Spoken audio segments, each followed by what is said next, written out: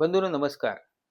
दिल्लीत झालेल्या बॉम्बस्फोटानंतर तपासाची चक्र वेगाने फिरतायत आणि नेहमीप्रमाणे या स्फोटामागे पाकिस्तानचाच हात असल्याचं स्पष्ट झालेलं आहे. अर्थात ते तपास यंत्रणांना पुरावे शोधून स्पष्ट करावं लागतं. आमच्याकडे जिल्हा परिषदेतल्या 4थीतल्या पोराला विचारलं तरी तो सांगू शकतो, की याच्यामागे पाकिस्तान आहे. असो.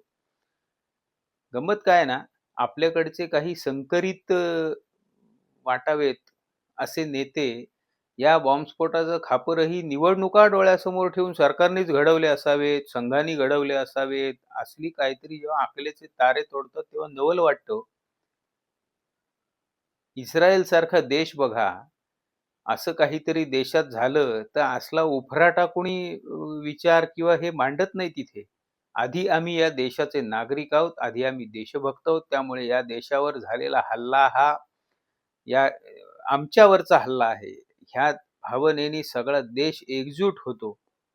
आमच्याकडेच ही घाण आहे. मला वाटतं लोकशाहीच्या अनेक वैशिष्ट्यांपैकी हे एक वैशिष्ट्य आहे, की देशात बॉम्बस्फोट झाला, की मुसलमानांच्या लांगुल चालनासाठी लाचारीच्या नीचतम थराला आमच्याकडचे राजकीय नेते जातात आणि पुन्हा या सगळ्याला आपल्याकडे गंमत म्हणजे ना अभिव्यक्ती स्वातंत्र्याची सुद्धा चड्डी घातली जाते. अवघड आहे, अवघड आहे.